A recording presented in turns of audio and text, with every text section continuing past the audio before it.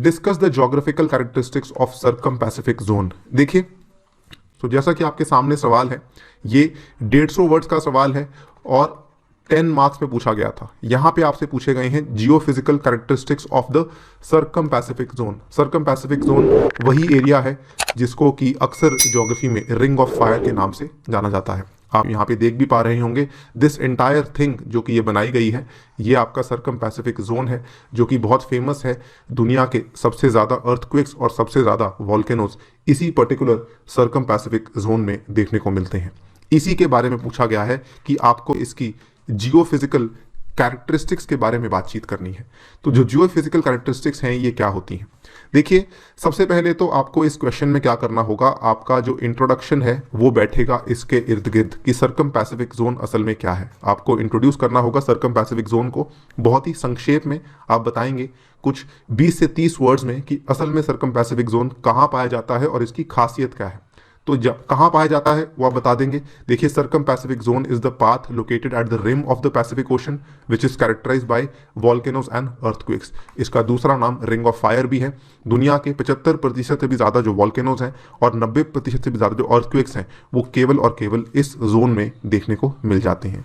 ये हो गई आपकी इंट्रोडक्शन, ठीक है। और साथ में आपने ये डायग्राम बनाना ये अति अनिवार्य है, इसको आप स्किप नहीं कर सकते हैं। यदि आप डायग्राम नहीं बनाएंगे, आप मान के चलिए कि आपको 10 नंबर में से मार्किंग नहीं की जाएगी। आपकी जो मार्किंग है वो मैक्सिमम 7 मार्क्स में से की जाएगी। तो यहाँ पे डायग्राम की अहमियत बहुत ज़्यादा है। और सेकंड पार्ट, आपको जो आपकी बॉडी आएगी क्वेश्चन की, वहाँ पे आपको बताना है कि what are the geophysical characteristics of the circum Pacific zone. और यहाँ पे हम बात करेंगे जियोफिजिकल कैरेक्टरिस्टिक्स की। ये हॉर्स शू शेप में देखने को मिलता है। हॉर्स शू कैसा होता है? हॉर्स शू कुछ इस तरीके से होता है, तो वैसा ही आपको देखने को मिलता है आपका सर्कम पैसिफिक जोन। इसके बाद यहाँ पे आपको अर्थक्वेक्स मिलते हैं, वॉल्केनोज मिलते हैं और टेक्टोनिक प्लेट बाउंड्रीज भी देखने को मिलती हैं। आप देख सकते हैं कि अर्थक्वेक वॉल्केनोज तो है ही हैं, किस तरीके से ये प्लेट बाउंड्रीज बनी हुई हैं जो कि जगह जगह पे आप देख पा रहे होंगे। इसके बाद इसमें जो है कई सारी आइलैंड आर्क्स भी आपको देखने को मिलती हैं। ये भी आप बता सकते हैं, आइलैंड आर्क्स में कई सारे हैं। इंडोनेशिया का आर्कीपेलेजो है, उसके बाद फिलीपींस है, जापान है, क्यूराइल आइलैंड्स हैं, एलुशियंस हैं। ये आप यहाँ पे देख सकते हैं।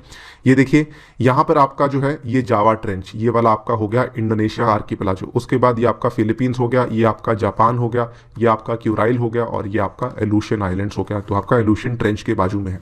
तो ये आपके हो गए जो है आइलैंड आर्क्स। इसके बाद सेवरल टेक्टोनिक प्लेट्स हैं। इसमें आप इसके बारे में जितना बता सकते हैं बताइए, जितना आपको मालूम है उतना बताइए। बहुत सिंपल है। अगर आप देखें जो प्लेट्स हैं वो किस तरीके से जुड़ी हुई हैं, यहाँ पे आप बता सकते हैं कि इस तरफ पे नास्का प्लेट है, इस तरफ पे इंडियन ऑस्ट्रेलियन प्लेट है और यहाँ पे आपकी पैसिफिक प्लेट है, ये आपकी हुआन डी फूका प्लेट है। जितनी आप प्लेट्स के बारे में जानकारी दे सकते हैं उतना आपके लिए और नंबर ये लेकर आएगा। यहाँ पे यूरेशियन प्लेट है, यहाँ पे नॉर्थ अमेरिकन प्लेट है। ध्यान रखिए, जब आपको डायग्राम बनाना है तो आपको इन प्लेट्स के बारे में लेबलिंग भी करनी होगी, तभी एग्जामिनर को समझ आएगा कि जी हाँ, बच्चे को प्लेट्स के बारे में जानकारी भी है, क्योंकि ये इसके जियोफिजिकल कैरेक्टरिस्टिक्स का हिस्सा माना जाता है।